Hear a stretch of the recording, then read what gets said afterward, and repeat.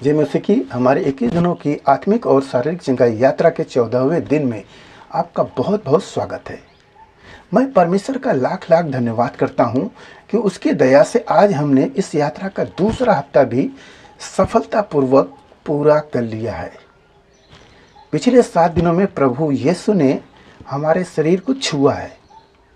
हमने पुराने दर्द, हड्डियों की कमजोरी, आंतरिक अंगों के विकार, रक्त के असंतुलन और इंद्रियों की कमजोरी से मुक्ति के लिए प्रार्थना की।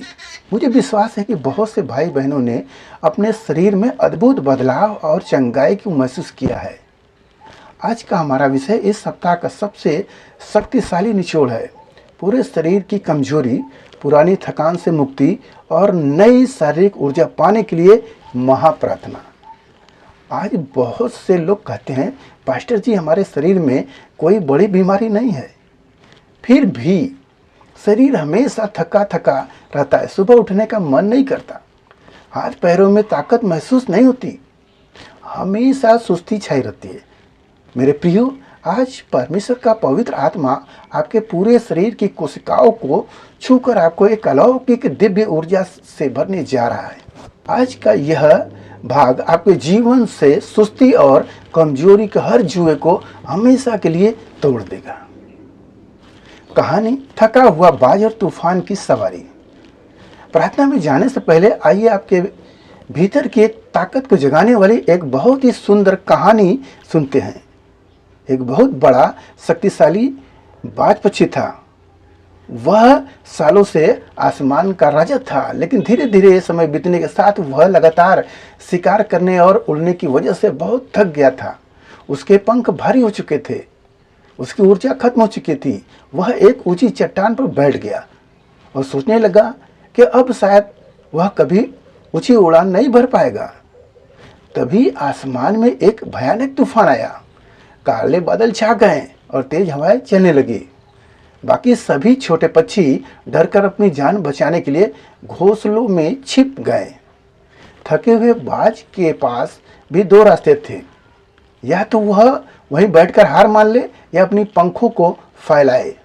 बाज ने हिम्मत जुटाई, उसने पंखों को पूरा खोला और तूफान की विपरीत दिशा में छलांग लगा दी। जैसे ही तूफान की तेज हवाएं उसके पंखों से टकराई, बाज को अपनी ताकत लगाने की जरूरत ही नहीं पड़ी।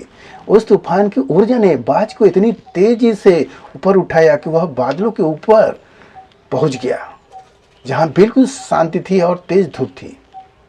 वहां पहुंचकर उसकी सारी थकान दूर हो गई और उसे एक नया जीवन मिल गया।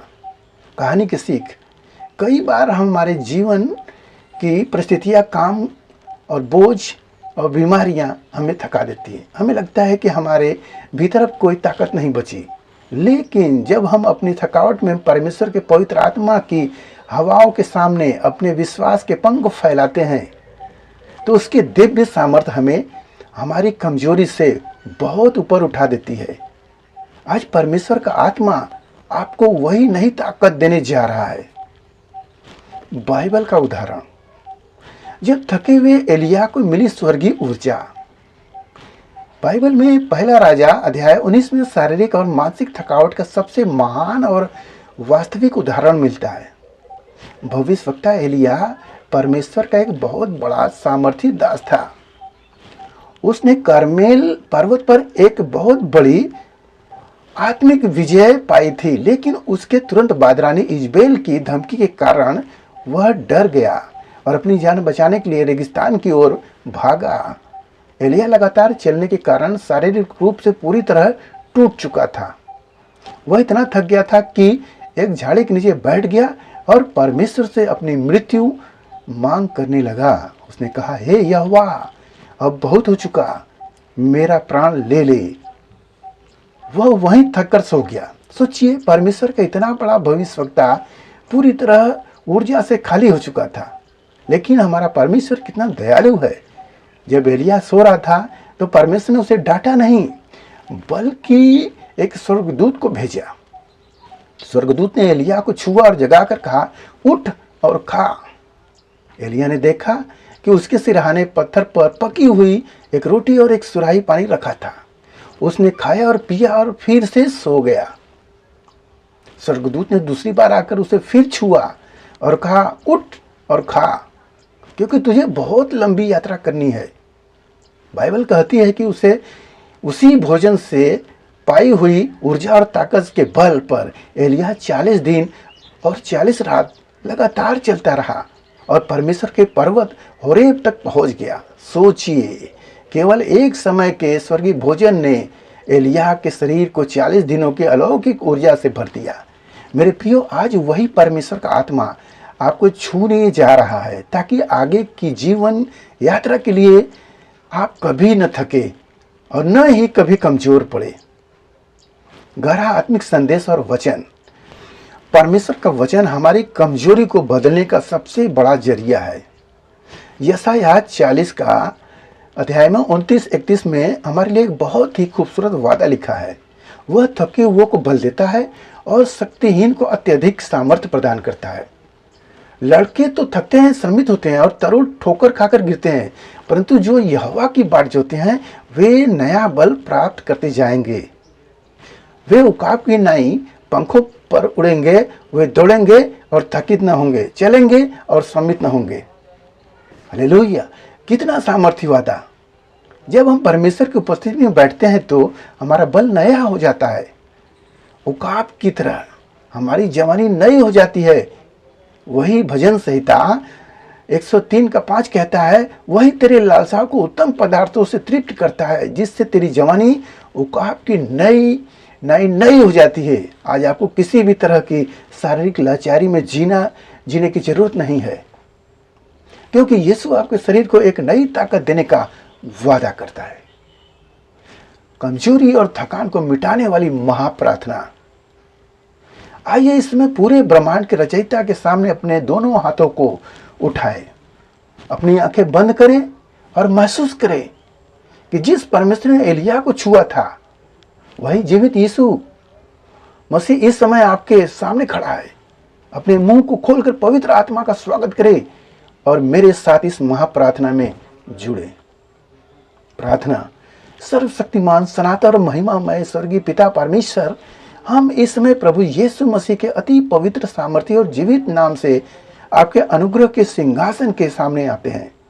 पिता, हम आपका कोटि कोटि धन्यवाद करते हैं इस अद्भुत दूसरे सप्ताह की शारीरिक चंगाई यात्रा के लिए। धन्यवाद कि आपने इन 14 दिनों में हमारे भाई बहनों को संभाल कर रखा। यीशु मसीह नासरी के नाम से आज मैं प्रार्थना करता हूँ इन सभी भाई बहनों के लिए जो इस समय इस वीडियो को देख रहे हैं और प्रार्थना में एक मन है। प्रभु, इनके सिर से लेकर पैर के अंगूठे तक शरीर के एक एक हिस्से में, एक एक नस में, एक एक मांसपेशी में और रक्त की एक एक कोशिकाओं में आपका पवित्र आत्मा इसमें उतरने पाए। यीशु के नाम से मैं आज हुक्म देता हूँ, हर प्रकार के पुरानी शारीरिक कमजोरी को, दिन भर रहने वाली सुस्ती को, काम न कर पाने वाली थकान को और शरीर के भीतर की उस बेजानी को जो इन्हें आगे बढ़ने से रोकती है, यीशु के नाम से यह सारी कमजोरी इसी वक्त इनके शरीर को छोड़कर हमेशा के लिए चली जा। जैसे आपके स्वर्गदूत ने एलिय्याह को छूकर 40 दिन की अलौकिक ताकत दी थी, वैसे ही आज आपका सामर्थ्य हाथ इन्हें छुए। यीशु के खोले खाने के वादे के द्वारा इनका शरीर पूरी तरह ऊर्जावान, फुर्तीला और मजबूत हो जाए। इनकी जवानी उकाब की तरह नई हो जाए। जितने भाई बहन बिस्तर पर कमजोरी के कारण लेटे हैं, वे यीशु के नाम से उठ खड़े हो। हर प्रकार के सुस्ती और निराशा का जुआ यीशु के नाम से आज टूट जाए। दूसरे सप्ताह के इन सभी शारीरिक चंगाई आशीषों को हम यीशु के अनमोल लहू में पूरी तरह सुरक्षित और सील करते हैं। धन्यवाद पिता कि आपने हमारी प्रार्थना सुन ली और इन्हें नई ऊर्जा से भर दिया है। यीशु मसीह के विजयी और सामर्थी नाम से इस महाप्रार्थना को मांगते और ग्रहण करते हैं। आमीन आमीन। परमेश्वर का धन्यवाद हो। आपने हाथों को नीचे लाएं और एक गहरी सांस लें। विश्वास रखें कि परमेश्वर की नई सामर्थ आपके शरीर में इस समय प्रवेश कर चुकी है। आज का आपका कदम आज आपको पूरे दिन उत्साह से भरा रहना है। जब भी आपको लगे कि शरीर थका हुआ है, तुरंत उठिए और कहिए, यहोवा मेरा बल और मेरा गढ़ है। और अभी कमेंट बॉक्स में पूरे विश्वास और विजय के साथ लिखिए, प्रभु यीशु की सामर्थ्य मेरे शरीर नई ऊर्जा से भर गया है। अगले सप्ताह की घोषणा। कल से हम अपनी इस यात्रा के तीसरे और अंतिम सप्ताह में प्रवेश कर रहे हैं, जिसका विषय आपके जीवन को पूरी तरह से बदल देगा।